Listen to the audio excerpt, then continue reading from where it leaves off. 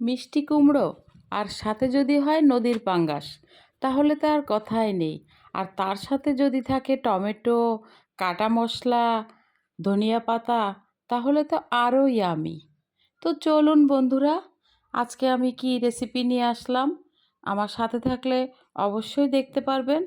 আর হ্যাঁ বন্ধুরা, আপনারা যে যেখান থেকে দেখছেন ভিডিওটি বা আমার চ্যানেলটি যারাই ফলো করেন, সবাইকে বলবো একটা লাইক দিয়ে সাবস্ক্রাইব করে ভিডিওটি দেখা শুরু করুন।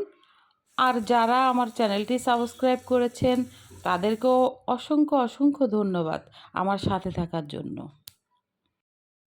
তো আসসালামু আলাইকুম বন্ধুরা, সবাই কেমন আছেন?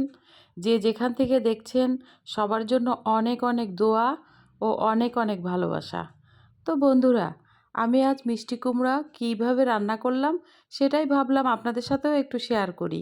আমি নদীর পাঙ্গাস দিয়ে 1 কেজি সাইজের মিষ্টি কুমড়োর এক ফালি নিয়ে রান্না করেছি। আমি কিভাবে রান্নাটা শুরু করলাম, আমি প্রথমে মিষ্টি কুমড়োগুলো চাক করে খোসা ছেলে কেটে নিয়েছি। তারপর আমি বড় সাইজের 3টা পেঁয়াজ কুচি করে নিয়েছি। আমি রসুন 1 চামচ বাটা দিয়েছি। লবণ, হলুদ, লাল মরিচের গুঁড়া সব পরিমাণ মতো 1 চামচ করে দিয়ে দিয়েছি। এর সাথে কাঁচা মরিচ ফালি করা 8-10টা দিয়ে দিয়েছি। তো এটা আমি তেলটা প্রথমে কড়াইতে দিয়ে তেলটা একটু গরম হয়ে গেলে মশলাগুলো দিয়ে ভালোভাবে একটু ভাজা ভাজা করে নিয়েছি। এরপর আমি আমার যে পাঙ্গাস মাছের 3 টুকরা, সেই 3 টুকরা মাছ আমি পেঁয়াজ মরিচের উপর দিয়ে দিলাম। এরপর একটু নাড়াচাড়া করে আমি হাফ কাপের মতো পানি দিয়ে দিলাম কষিয়ে নেওয়ার জন্য। এবং আপনারা ভিডিওতে দেখতেই পাচ্ছেন মাছটা কষানো হচ্ছে। এখন মাছটা কিন্তু কষানো হচ্ছে অল্প পরিমাণ পানি দিয়ে। বন্ধুরা, রান্না করতে করতে একটু গল্প করা যাক। নদীর পাঙ্গাস কার কার পছন্দ অবশ্যই কমেন্টস বক্সে জানাবেন। আর কার কার ভালো লেগেছে, আর মিষ্টি কুমড়া দিয়ে কে কে পাঙ্গাস মাছ খেয়েছেন এর আগে, আর যারা খাননি এখনও তারা অবশ্যই একটু ট্রাই করবেন বাসায়।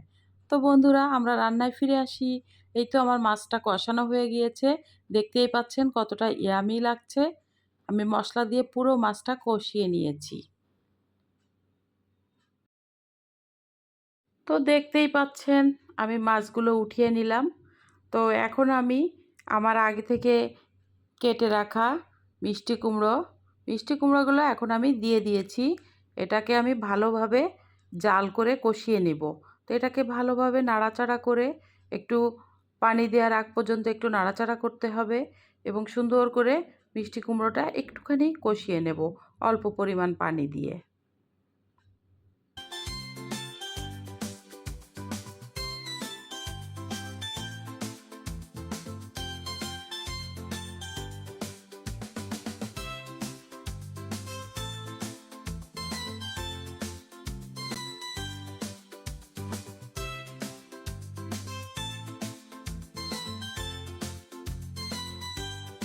তো এই তো এবার এই যে কুমড়োটা মাখা মাখা হয়ে আসছে, পুরো গায়ে মশলাগুলো মেখে গিয়েছে। এখন আমি পানি দিয়ে দিয়েছি।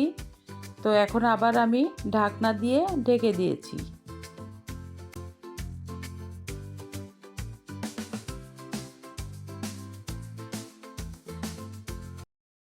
তরকারির ঝোলের পানি অনেকটা কমে এসেছে, দেখতেই পাচ্ছেন।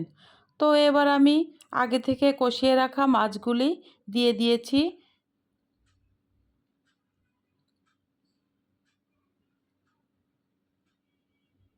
এবার একটু নাড়াচাড়া করে আবার আমি ঢাকনা দিয়ে ঢেকে দিব।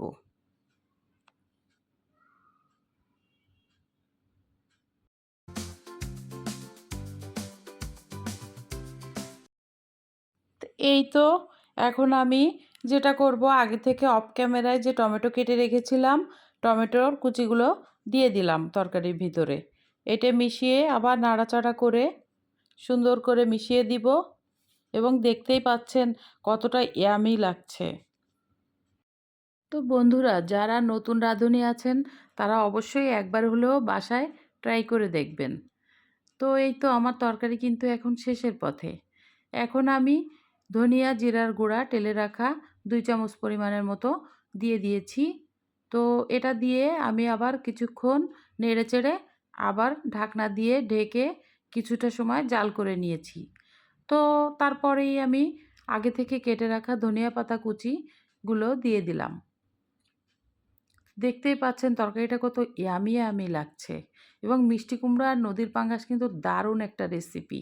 আমি অনেকগুলো ভাত খেয়ে ফেলি। শুধু আমি না, আমার পরিবারের সবাই অনেক পছন্দ করে। তো আশা রাখি আপনাদের রেসিপিটা অবশ্যই ভালো লেগেছে। আর ও হ্যাঁ, যারা এখনও পর্যন্ত আমার চ্যানেলটি সাবস্ক্রাইব করেননি, তারা অবশ্যই একটা সাবস্ক্রাইব করে, লাইক, কমেন্টস করে অবশ্যই আমার পাশে থাকবেন। Thank you so much everyone watching this video. Allah Hafiz.